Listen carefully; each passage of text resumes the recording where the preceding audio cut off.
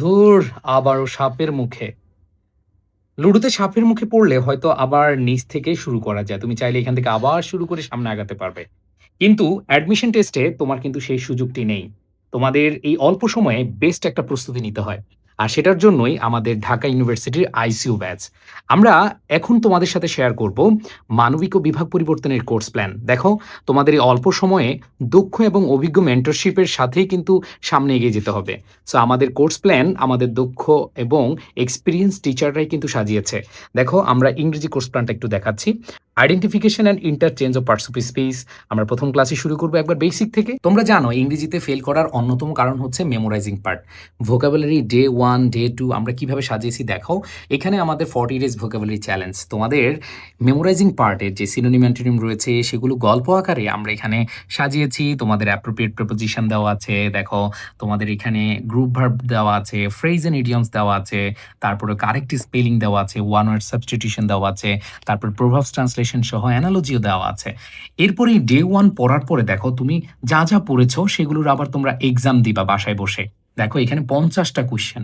এখানে যা, যা পড়েছো এই ২ পেইজে দেখো এখানে ৫০টা কোয়েশ্চেন তোমাদের জন্য দেওয়া আছে। সেগুলো তোমরা এখানে প্র্যাকটিস করবা। সো এইভাবেই দেখো আমাদের প্রত্যেকদিন এই যে নাউন রয়েছে, এরপরে প্রোনাউন রয়েছে, তারপরে প্রত্যেকটা টপিক কিন্তু এখানে দেওয়া আছে। আমরা প্রায় ৪৫টা ক্লাস সাজিয়েছি তোমাদের জন্য।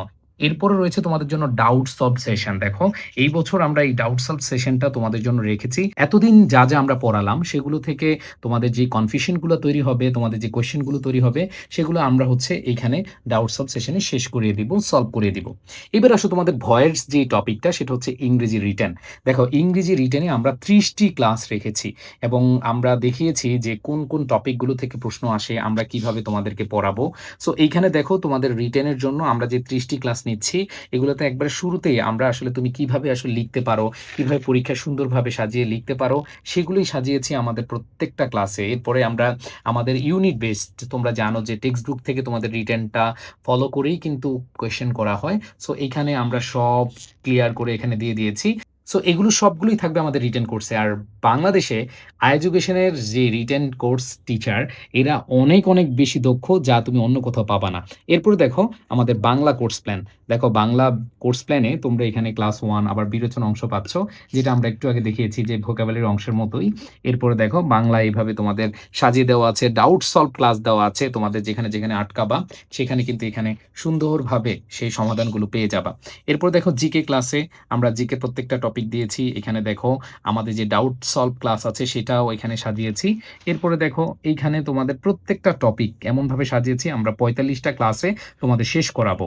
সো এখানে দেখো ৪৫টা ক্লাস, এখানে ৪৫টা ক্লাস, তারপরে হচ্ছে এখানে ৩০টা ক্লাস, এইখানে আবার দেখো ৪৫টা ক্লাস।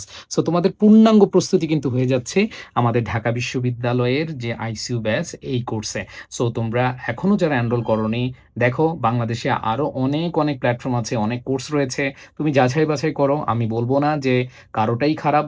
বাট তুমি নিজেই সিদ্ধান্ত নাও ক্লাস করে, কোর্স প্ল্যান দেখে, তাহলেই তোমরা বুঝতে পারবে। সো এখন কিন্তু আইসিইউ ব্যাচে তুমি প্রোমো কোডে ভর্তি হতে পারবা। সো আমাদের আইসিইউ ব্যাচে ভর্তি হওয়ার জন্য তুমি ডিউ আইসিইউ ব্যাচ আমাদের যে কোর্সটি রয়েছে আমাদের iEducationBD.com এ যাবা। আবার বলছি iEducationBD.com এ যাবা। সেখানে গিয়ে তুমি কোর্সটা এনরোল করতে পারবা। আর প্রোমো কোডটা লিখে রাখো, অথবা তুমি কমেন্টে লিখো প্রোমো কোডটা ডিউ আইসিইউবি, DUICUB। এটাই হচ্ছে প্রোমো কোড। এটা ইউজ করলে তুমি ডিসকাউন্ট পেয়ে যাবা। সো ইনশাআল্লাহ দেখা হবে ক্লাসরুমে। তোমরা সবাই দ্রুত এনরোল করে নাও।